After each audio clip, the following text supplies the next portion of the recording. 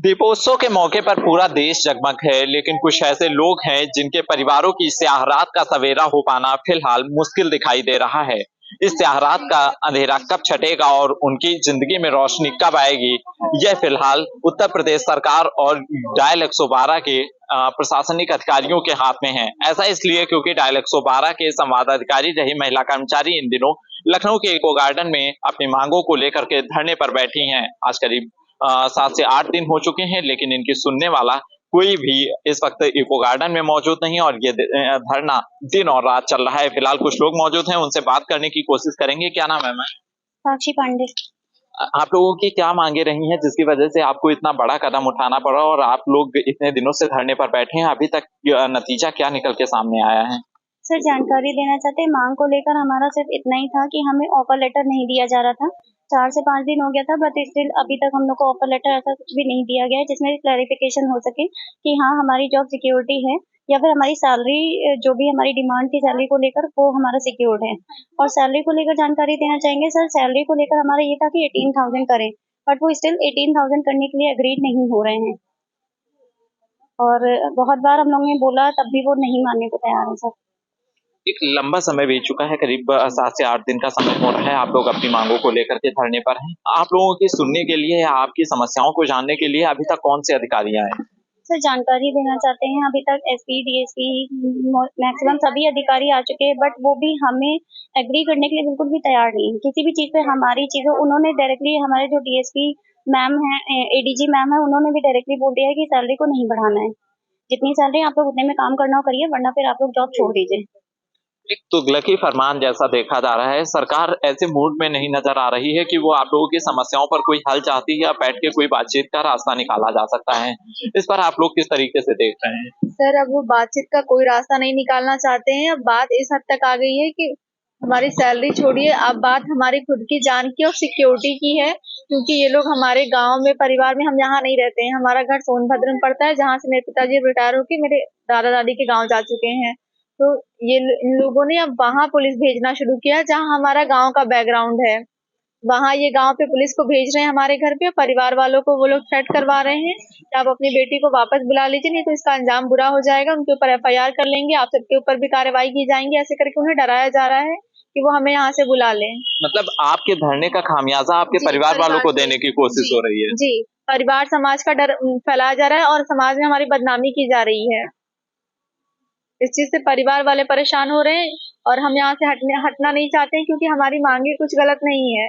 आप ही बताइए कि आज की महंगाई के जमाने में 11-12 हजार में हमारा क्या होगा? वो भी 11-12 हजार जब हम 30 दिन काम करेंगे तब हमें मिलेगी, और 7 साल से हम उस प्रोसेस के लिए काम कर रहे हैं। तो इससे पहले कि आप लोगों ने किसी तरीके से बातचीत करने की कोशिश की, क्योंकि आप लोगों ने सीधे धरना प्रदर्शन आप लोगों का देखा गया और इसके बाद कहीं ना कहीं ये जानकारी निकल कर सामने आई कि 4 सालों से कोई वेतन बढ़ोतरी नहीं की गई। क्या इससे पहले आप लोगों ने कभी प्रयास किया था, अपनी मांगों को लेकर के अधिकारियों से बात की थी? जी, हमने मांगों को लेकर इसके पहले हमारी जो कंपनी थी टेक महिंद्रा, हमने उनसे भी बात की थी कि आप हमारी सैलरी इंक्रीज करिए, क्योंकि बहुत वक्त बीत चुका है। हम 7 साल प्रोसेस को अभी फिलहाल हो चुके हैं, लेकिन जब इतना बोलने के बाद उन्होंने 2020 में हमारी सैलरी बढ़ाई थी, वो भी सिर्फ 400 रुपए। 11,400 में हम लोग काम करते थे और उस सैलरी को हुए 7 साल हो चुके हैं। और 7 साल बाद जब कंपनी को दूसरा टेंडर दिया गया, दूसरी कंपनी को टेंडर हमारा विविन को दिया गया है, तो उन्होंने भी कुछ ज्यादा हमारी सैलरी में इजाफा नहीं किया है। इतना प्रेशराइज करने के बाद वो हमें सिर्फ 12,000 रुपए दे रहे हैं। आप बताइए आज के टाइम में 12,000 में क्या हो सकता है? हमारा रेंट पहले 2,000 था, 2,000 से अब हम 4,500 पे पहुंच चुके हैं। सिलेंडर 400 से 1,200 रुपए पे पहुंच चुका है, लेकिन हमारी सैलरी जैसी थी वो वैसे ही दे रहे हैं। इस पर कोई समाधान निकालने पे कोई विचार नहीं हुआ? किसी तरीके से आप लोगों से कोई बातचीत नहीं की गई? जब आप लोग धरना प्रदर्शन पे आए तब भी किसी तरीके से कोई आप लोगों से बातचीत वगैरह नहीं हुई? जी, वो बातचीत करने के लिए आ रहे हैं, लेकिन वो हमारी समस्या पे नहीं, वो अपने काम के लिए आ रहे हैं कि आप जो है कुछ मत करिए, हम जो दे रहे हैं आप उसी पे वापस आके अपनी ज्वाइनिंग करिए, आप उसी पे काम करिए। वो कुछ उसमें बढ़ाना नहीं चाहते हैं। कुछ ऐसे महिला जो संवाद अधिकारी हैं जो नई भर्ती हुई है, उनकी ट्रेनिंग भी शुरू की गई है, ऐसी तस्वीरें सामने निकल कर सामने आई थी। तो क्या नई भर्ती की तैयारी हो चुकी है? आप लोगों की छुट्टी कर दी गई है? सर हमारे वहां से ये करने के पहले ही इन्होंने तैयारी करवा ली थी। 100-200 लोगों की वो ट्रेनिंग पहले ही करवा चुके हैं, क्योंकि जो हमें ऑफर लेटर इन लोगों ने अर्जेंट में दिया है, हमारे यहाँ स्ट्राइक करने के बाद उन्होंने हमें जो ऑफर लेटर दिया है उस ऑफर लेटर पे साफ साफ लिखा हुआ है कि हमें ये 12,000 की सैलरी तब मिलेगी जब हम यूपी 112 में 2 साल का एक्सपीरियंस हमें होगा। तो इसका मतलब ये है कि जिन लोगों को 2 साल का एक्सपीरियंस नहीं हुआ है, ये 12,000 सैलरी उनके लिए नहीं है। वो अपनी अलग हायरिंग कर रहे हैं जो कि 10,000 पे करवा रहे हैं। काम को लेकर के बहुत बड़ा संशय रहता है कि डायल 112 में ओवर टाइम भी काम करवाया जा रहा था। ओवर टाइम ही हम लोग शिफ्ट के हिसाब से काम करते थे, जो हम लोग की शिफ्ट लगती थी शिफ्ट के अंदर ही काम करते थे। बट अब जब हम लोग तो कुछ ऐसे टारगेट बेस था, इतने कॉल अटेंड करने हैं। नहीं, टारगेट बेस नहीं था, टाइम शिफ्ट के अनुसार वेटिंग आती थी। जी, टारगेट हमारा काम टारगेट बेस नहीं था, लेकिन जो हमारी रिस्पॉन्सिबिलिटी थी कि एज सुन एज पॉसिबल, तो हम जितनी जल्दी हो सके हम अपने काम को हमें खत्म करने के हमें एक रिस्पॉन्स टाइम दिया गया था जो अप्रॉक्स 2 मिनट्स का था कि किसी भी नीडी आदमी को हमने 2 मिनट के अंदर हेल्प पहुंचानी है। वो हमारा टारगेट नहीं कह सकते, उसे हम अपनी जिम्मेदारी कह सकते हैं कि वो जिम्मेदारी हमारे ऊपर थी। और हमारा कुछ ऐसा टारगेट बेस नहीं, क्योंकि हमारे पास काम ऑलरेडी इतना ज्यादा है लोगों का। आप समझ सकते हैं कि 75 जिलों में, यूपी में 75 जिले हैं, 75 जिलों में करोड़ों लोग रहते हैं। रोज लाखों लोग हमसे कांटेक्ट करते थे, पर डे हम लाख लोगों की कॉल आंसर करते थे, जिसमें हमारे समझिए 20 से 25,000 हम रोज पर डे इवेंट बनाते थे, जिसका रिस्पॉन्स टाइम 2 मिनट से भी कम हमें रखना होता था। तो ये हमारी एक जिम्मेदारी थी जिसे हम बखूबी निभा रहे थे, लेकिन उस जिम्मेदारी के बदले हमें कुछ नहीं मिल रहा है। दीपावली से पहले एक बहुत बड़ा झटका लगा है आप लोगों को। कैसे परिवार से बात हो पा रही है, क्या कुछ परिवार में चल रहा है? एक बहुत बड़ा झटका लगा है क्योंकि लोग जहाँ दिवाली पर अपनी सैलरी बोनस का इंतजार करते हैं, आप लोगों की तो नौकरी पर खतरा है। सर इसीलिए तो हम दिवाली यहाँ मना रहे हैं। हमारे परिवार भी आप नहीं मिल पा रहे हैं, हम क्या जाएं वहाँ लेकर। कमाते इसीलिए ताकि हम अपना खर्चा चला सके, परिवार को चला सके। जब हमारे पास पैसा ही नहीं है तो हम परिवार के साथ क्या सोचकर दिवाली मनाएं। इसीलिए हम यहाँ पर हैं ताकि हमारी मांग पूरी हो जाए, हम भी अच्छे से दिवाली मना सके। हम यहाँ शौक से तो नहीं बैठे हैं सर, इसीलिए हम सरकार से चाहते हैं कि वो हमारी मदद करे और हम भी अच्छे से दिवाली मना सके। क्या किसी तरीके से अधिकारी उच्च अधिकारियों को गुमराह भी कर रहे हैं, इस वजह से आप लोगों की समस्या का हल नहीं निकल पा रहा है? जी सर, ये सरकार को गुमराह किया जा रहा है कि हम लोग मतलब सीएम सर हम लोगों से मिलना चाहते हैं, बट हम लोगों ने उन्हें मना किया है कि हम लोग उनसे नहीं मिलना चाहते हैं। जी, और कुछ लोगों ने उन्हें बताया है कि हम लोग उनसे मिलना नहीं चाहते, उन्होंने हमें मतलब निमंत्रण दिया है। और बाकी हम लोग तो मिलना चाहते हैं। हर मीडिया से हम लोग यही बोल रहे हैं कि हम लोग से एक बार सर आकर के मिल लें, हमारी बात सुन लें, हम लोग को जो भी हमारा नीड है वो हमें दे सके, जो हम चाहते हैं। ये धरना प्रदर्शन जो आप लोगों का चल रहा है, यहाँ पे खाने पीने के आपके क्या प्रबंध है, कैसे आप लोग रह रहे हैं? कल बारिश भी हुई थी, बहुत बड़ी समस्या आप लोगों के सामने। जी, खाने पीने का तो जैसे तैसे हो जा रहा है। कुछ लोगों की फैमिली वाले अगर पास में हैं, घर है, तो वो लोग दे जा रहे हैं आकर के, थोड़ा बहुत हम लोग मिल बांट के खा ले रहे हैं। और कल रात में बारिश हुई है तो हम लोगों ने वॉशरूम में अपनी टाइम बिताया था, पूरी रात वॉशरूम में यहाँ हम पे लोग। आप लोगों को सर ढकने के लिए भी कोई जगह नहीं है? जी नहीं सर, है हम लोग वॉशरूम में थोड़ा बहुत जगह है, वहीं पे हमारी सारी लड़कियां। हमारे चद्दर पूरे भीगे हुए हैं। हमारे पास यहाँ रात में कुछ भी नहीं था, हम लोग रात में ये चद्दर उठा के ऐसे करके पेड़ के नीचे खड़े थे। जब वो बारिश बर्दाश्त से बाहर हो गई, हम लोग भीग चुके थे, तब हम वहाँ वॉशरूम तक पहुंचे जहाँ हम लोग एक दूसरे के सहारा बन के बैठे हुए थे। कुछ लोगों की तबीयत भी खराब हो गई है तो उनको घर भी भेज दिया गया है, और बाकी हम लोग फिट हैं तो हम लोग यहाँ पे ड्रेस चेंज करके बैठे कितने हैं। तो लोग हैं आप लोग यहाँ पे? पहले तो 150 से 200 लड़कियां थी, अभी धीरे धीरे उन लोग की तबीयत खराब हुई। 2 लड़कियों की तबीयत कल परसों में खराब हुई थी, उन लोग को एम्बुलेंस से भेजा गया था हॉस्पिटल, और अभी कुछ लड़कियां कम हो गई हैं तो घर हम लोगों ने भेज दिया है। बीमार होते जा रहे हैं धीरे धीरे। और सर गवर्नमेंट में हमारे बारे में मतलब प्रशासन की नजर में लोग हमें समझते हैं कि हम संविदा पे हैं, लेकिन हम संविदा अधिकारी नहीं है सर। हम प्राइवेट, पूरी तरीके से प्राइवेट सेक्टर पे हैं। 7 साल हो चुका है प्रोसेस को, हम संविदा पे नहीं है। लोगों को लगता है कि हम संविदा पे हैं तो हमारी सैलरी ऐसी है, हम झूठी डिमांड कर रहे हैं, लेकिन ऐसा कुछ भी नहीं है। हम प्राइवेट सेक्टर में ही है, हमारा कोई संविधा नहीं है। बहुत बड़ा झटका लगा है आप लोगों को, एक झटके में नौकरी से बाहर। जी तो अभी क्या बातचीत से कुछ निष्कर्ष निकलने की उम्मीद है? क्या चाहते हैं आप लोग? सर हम तो चाहते हैं कि बातचीत से निष्कर्ष निकले, क्योंकि यहाँ इतने सारे लोग हैं जो इसी सैलरी पर डिपेंड है। मैं खुद इसी सैलरी पर डिपेंड हूँ, क्योंकि मैं रेंट पे रहती हूँ यहाँ पे। मेरा तो अगले महीने रेंट का भी भरोसा नहीं है, और हमारे मकान मालिकों तक पुलिस पहुंच चुकी है, तो क्या वो हमें अपने कमरे में रहने देंगे? कहाँ से आप कहाँ से हैं? लखनऊ से हैं? लखनऊ से हूँ। आप कहाँ से हैं? मैं भी प्रॉपर लखनऊ से हूँ, बट रहती रेंट पे हूँ। रेंट पे रहते हैं आप लोग। तो ये बहुत बड़ी समस्या है आप लोगों के सामने। एक तो जॉब सिक्योर नहीं है फिलहाल, उस पर संशय बना हुआ है। सैलरी को लेकर के तमाम चीजें चल रही हैं, तो ऐसे में अब आप लोगों का आगे का क्या कदम होगा? क्या आप लोगों ने रूपरेखा तैयार की? सर आगे हमारा यही है कि अब हम कानून को फॉलो करेंगे, जो हमारा क्राइटेरिया है हम उसी अकॉर्डिंग चलेंगे। लेबर लॉ का हम लोग सहारा लेंगे। कोर्ट जाने की बात हुई तो हम वो भी सहारा ले सकते हैं। अभी तक जो पूरा जिम्मा था डायल 112 में कॉल वगैरह का, ये सब टेक महिंद्रा के पास में था। अभी विन कंपनी को जिम्मा सौंप दिया गया है। क्या नई कंपनी ने आप लोगों से कोई बात की है या उन्होंने किसी तरीके का कोई ऑफर दिया हो या बढ़ाने की बात कही हो? सर उन्होंने कभी स्टार्टिंग से ही हमारे साथ इंटरेक्ट करने की कोशिश नहीं की थी। उनका टेंडर बहुत पहले ही हमारे साथ साइन हो चुका था, लेकिन कुछ टेक्निकल असुविधाओं के कारण उनका टेंडर 2 महीने और एक्सीड किया गया था, जो इस महीने 3 तारीख को जाके कंप्लीट हुआ है। तो तब तक उन्होंने हमसे कोई भी इंटरेक्शन करने की कोशिश नहीं की है। और इंटरेक्शन करने की जब हमने भी कोशिश की, 4 दिन तक उन्होंने कोई इंटरेक्ट नहीं किया। उन्होंने सिर्फ पूछने की भी कोशिश की कि सर आपने अभी तक हमारा सैलरी स्ट्रक्चर नहीं बताया है, हमें ऑफर लेटर नहीं दिया, हमें ज्वाइनिंग लेटर नहीं दिया, आप कुछ बताइए हमें अपने बारे में। उन्होंने साफ मना कर दिया, बोला कि नहीं हमारा कोई स्ट्रक्चर रेडी नहीं है, आप लोग काम करते रहिए, जब हमारा रेडी होगा तो हम दे देंगे। हमने बोला सर ठीक है, आप हमें ये बताइए कि हमारे अकाउंट में सैलरी आप कब क्रेडिट करेंगे, क्योंकि पिछली कंपनी का ये पॉलिसी था कि वो हमें 30 तारीख तक किसी भी हालत में पैसे पेमेंट कर देती थी। अगर 30 तारीख को हमारा वीकेंड या कोई भी फेस्टिवल पड़ता था तो वो उससे पहले हमें पेमेंट कर देती थी। इनका कोई भी पेमेंट स्ट्रक्चर नहीं था, उनके पास कोई भी पे स्लिप नहीं थी। इनकी कंपनी के पास कोई पे स्लिप बैकग्राउंड नहीं है कि वो हमें पे स्लिप प्रोवाइड करें जिससे हम जान सके कि हमारे कितनी पे स्लिप में पैसे आते हैं। अच्छा, तो अभी तक जो आप लोग जॉब कर रहे थे, इसमें कई सारे लोग रहे होंगे, तो क्या सभी ने एक साथ में छोड़ा है या फिर कुछ लोग अभी भी आपके साथ ही वहाँ पे काम कर रहे हैं? कैसे क्या ये पूरा आप लोगों ने तय किया धरने प्रदर्शन के बारे में? सर ये सब कुछ भी प्री डिसाइडेड नहीं था, ये सब सडनली हुआ है। हम धरना करने की हमारी कोई मंशा नहीं थी। हम लोग ये सब सारी चीजें हमारे साथ सडनली हुई है। हमने बहुत बात करने की कोशिश की लेकिन किसी ने सुना नहीं। सब बोले आप चुपचाप काम करिए, हम दिवाली के बाद आपको बताएंगे। इनका स्ट्रक्चर पहले से रेडी था कि वो हमें नहीं रखना चाहते, क्योंकि वो दिवाली के बाद हमें ऑब्वियस सी बात है निकालने वाले हैं, क्योंकि उन्होंने उस पर साफ साफ ऑफर लेटर पे लिखा है कि 2 साल का एक्सपीरियंस चाहिए।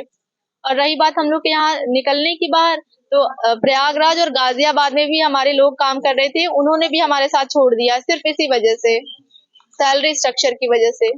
ये तो आप लोगों की मांगों को लेकर के तमाम चीजें चल रही हैं और 2 कदम और उठाए गए हैं। पहला आप लोगों के खिलाफ 2 एफआईआर दर्ज की गई हैं। अब आगे की रूपरेखा आप लोग क्या तैयार करेंगे? क्या कदम होने वाला है? अभी उस एफआईआर का क्या इम्पैक्ट पड़ रहा है आप लोगों पे? सर एफआईआर का यही इम्पैक्ट पड़ रहा है कि हम लोग को बेवजह बदनाम किया जा रहा है कि हम लोगों ने रोड ब्लॉक किया था। हम लोग तो नॉर्मली सीएम आवास की तरफ जा रहे थे और इन्होंने बोला है कि हम लोगों ने एम्बुलेंस को रोकने की कोशिश की है, क्योंकि हमारे पास वीडियो भी है कि हम लोगों ने हम लोगों ने रास्ता दिया था। उस टाइम पे कम से कम 200 से ज्यादा लड़कियां थी जब हम लोग सीएम आवास जा रहे थे। तो रोकने की वजह से उन्होंने सामने मोटा रस्सा बांध दिया था और बहुत सारे कांस्टेबल ने आकर के सभी को घसीट के मार के वीडियो में ये भी क्लियर है कि उस एम्बुलेंस में कोई नहीं था, वो एम्बुलेंस खाली थी। हम लोग 2 पार्ट में डिवाइड हो गए थे ताकि हम लोगों ने खुद रास्ता दिया था एम्बुलेंस को। हम लोग 2 पार्ट में डिवाइड हो गए थे कि एम्बुलेंस निकल जाए। धोखे से इन लोगों ने जो भी किया, वो एम्बुलेंस प्रॉपर खाली थी, उसमें कोई भी नहीं था। तो सर उसमें काफी ज्यादा लोग, कुछ लोग विकलांग थे, कुछ लोग गर्भवती महिलाएं भी थी, उनके साथ भी काफी अभद्रता इन लोगों ने की है।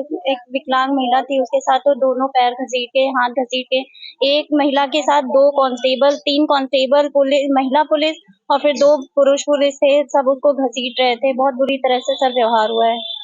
वो तस्वीरें तो सबने देखी हैं कि किस तरीके से आप लोगों को वहां से खदेड़ा गया, वो पूरा रोड खाली करवाने की कोशिश की गई। अभी यहाँ पे आप लोग धरना स्थल पे हैं इको गार्डन में, यहाँ क्या किसी तरीके से पुलिस का व्यवहार आप लोगों के लिए कैसा है? सर यहाँ पे तो हम लोग के साथ में अभी थोड़ी देर पहले स्कूटी की फ्लैशलाइट हम लोग की आंखों के सामने मारी जा रही थी। फिर उसके बाद 2 दिन पहले हम लोग का वॉशरूम बंद करवा दिया गया था। तो काफी चीजें ये लोग कर रहे हैं, लड़कियों का आना जाना बंद कर रहे हैं। जैसे चाय वगैरह हम लोग सोचते हैं कि कुछ खा पी ले चाय वगैरह, तो उसके लिए भी हम लोग को आने जाने के लिए मना कर रहे हैं। रात में हम लोग यहाँ लेटते हैं तो ये वाली लाइटें बंद करवा देते हैं, नहीं कुछ होता है तो ये वाली लाइटें बंद करवा देते हैं ताकि किसी तरह हम लोग अंधेरे में रात फोन भी चार्ज करने को मना कर दिया था, बोल रहे थे फोन नहीं चार्ज करना है, कुछ भी नहीं करना है। जैसे धरना देने बैठे हो, धरना देने के लिए बैठो, और खाने पीने के लिए भी बाहर से वगैरह का कॉल आते हैं, हम लोग बात करते हैं, इसी वजह से हम लोग बात कर पाते हैं। कुछ खाने को मंगवाना है तो फैमिली पास में है तो मंगवा लेते हैं। फोन चार्ज नहीं होगा उसकी वजह से उन्होंने वो भी बंद करवाने के लिए बोल दिया कि आप लोगों के लिए वो बोर्ड नहीं लगा है, आप लोग फोन नहीं चार्ज कर सकते हैं, ऐसा उन्होंने बोल दिया था। बेटियां अगर धरना स्थल पर बैठी हो तो परिवार भी चैन से नहीं रहता है। जी परिवार वाले भी परेशान है, लेकिन वो हमें देखते हैं दिनों रात मेहनत करते हुए, इसीलिए वो हमारा साथ दे रहे हैं। इसीलिए परिवार वालों को पीड़ित किया जा रहा है, उनके घर पुलिस भेजी जा रही है, बदनाम किया जा रहा है, उनको धमकी दी जा रही है कि आप अपनी बेटी को बुला दीजिए वरना मुकदमा हो जाएगा। उनको परेशान किया जा रहा है। एक बार नहीं, कई बार पुलिस उनके घर जा रही है परेशान करने के लिए उन्हें, ताकि हमें बुलाया जाए। हमें फोन किया जा रहा है रात के 12-12 बजे। मतलब कोशिश ये है कि आप लोग किसी तरीके से परिवार के दबाव में आकर के धरना अपना खत्म जी जी, यही हमारे ऊपर दबाव बनाया जा रहा है कि हम फैमिली के डर से, या फैमिली, हम लोग यहाँ पे ऐसे सब सारे फीमेल हैं, फीमेल्स की ज्यादा चिंता लोग बाहर करते हैं, इसी वजह से वो हमारी फैमिली को टॉर्चर कर रहे हैं कि हम फैमिली के दबाव में आके यहाँ से चले जाएं। 112 को लेकर के एक बार ये भी आदेश जारी हुआ था कि महिलाएं अगर अकेले बाहर निकलती हैं, ऑफिस में लेट हो जाती हैं, तो 112 डायल करके अपने घर तक सुरक्षित जा सकती हैं।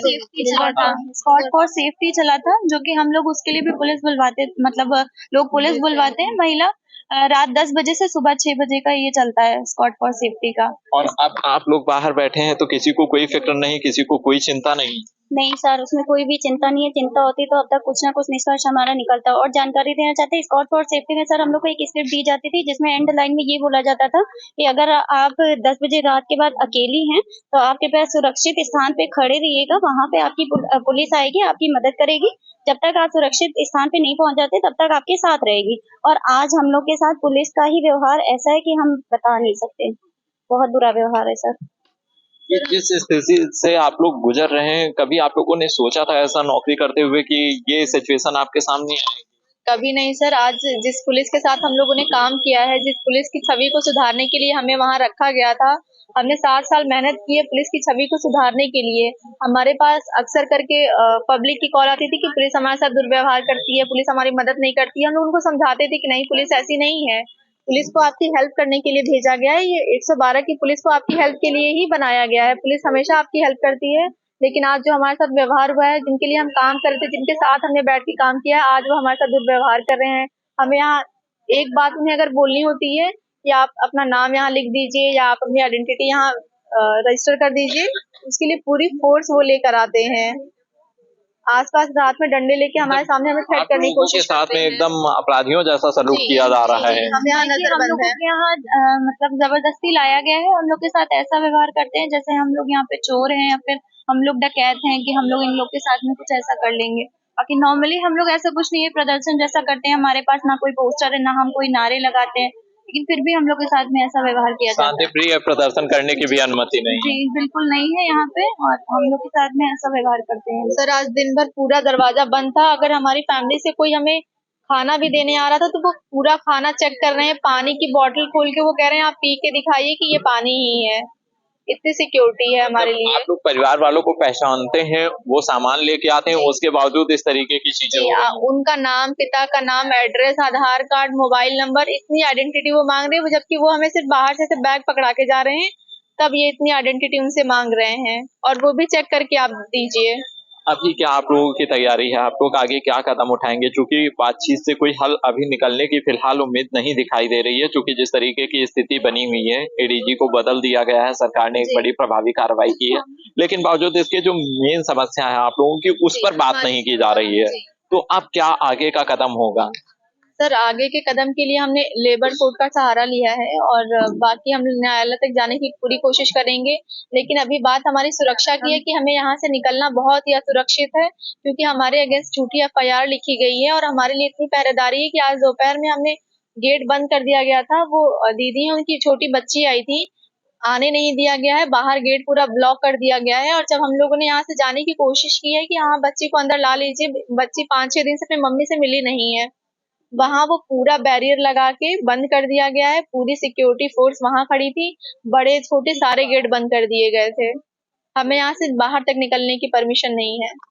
इस पे कुछ मैरिड महिलाएं होंगी, सबके परिवार होंगे कुछ? हाँ, गर्भवती महिलाएं, शादीशुदा महिलाएं, दिव्यांग महिलाएं, हर तरह की हैं, जिन्हें पैसों की बहुत जरूरत है, और आज सरकार उनकी गुहार नहीं सुन रही है। तो हम सरकार से उम्मीद करेंगे कि वो हमारी गुहार सुने जल्द से जल्द। बड़ा दीपोत्सव का कार्यक्रम किया जा रहा है, वर्ल्ड रिकॉर्ड बनाने की कोशिश है, और आप लोगों के घरों में उजाला तक नहीं है, ये कैसी मंशा आप लोग मानते हैं? सर हम लोग अपनी फैमिली से काफी दूर रहते हैं। कुछ लोग हैं कि अब यहाँ रहते हैं, रेंट पे रहते हैं, तो कुछ लोगों के यहाँ तो दिए नहीं जल पाएंगे। हम लोग जैसे हैं यहाँ पे वैसे यहीं पे दिया मतलब दिवाली मनाएंगे। दीपावली इस बार अंधेरे में मनेगी। जी, अब यहीं पे मनाएंगे हम लोग, क्योंकि हम लोग यहाँ लड़कियों को छोड़ करके जा नहीं सकते हैं। हम लोग साथ जैसे शुरू से हैं वैसे ही रहेंगे।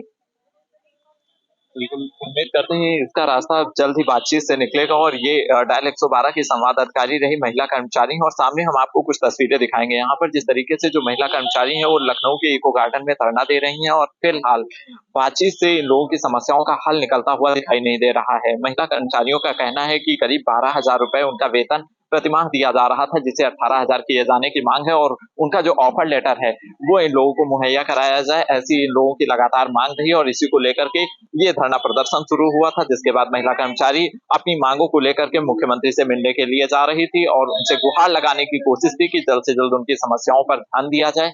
हालांकि पुलिस प्रशासन की ओर से उन्हें रोका गया और लखनऊ के इको गार्डन में भेज दिया गया। तब से लगातार महिला कर्मचारी दिन और रात इसी धरना स्थल पर धरना दे रही हैं। उनकी कोशिश है कि जल्द से जल्द कोई सीनियर अधिकारी यहाँ पर पहुंचे, उनकी बात सुने और उनकी जो मांगे हैं उस पर विचार विमर्श करने के बाद उनकी मांगों को मान लिया जाए, उन्हें काम पर वापस लौटाया जाए और साथ ही साथ उनका जो वेतनमान है वो 12,000 रुपए से 18,000 रुपए किया जाए। ऐसी तमाम मांगों को लेकर के जो महिला कर्मचारी हैं वो फिलहाल धरने पर हैं। महिला कर्मचारियों का यह भी आरोप है कि यहाँ पर जो पुलिस प्रशासन तैनात है उसके द्वारा लगातार अभद्र व्यवहार किया जाता है, तमाम तरीके से उन्हें परेशान करने की कोशिश की जा रही है। इन तमाम चीजों को लेकर के फिलहाल महिला कर्मचारी निराश नजर आ रही हैं। सवाल यही उठता है कि आखिर कम वेतनमान में ऐसी बढ़ती महंगाई में महिला कर्मचारी अपने परिवार का गुजारा कैसे करेंगी।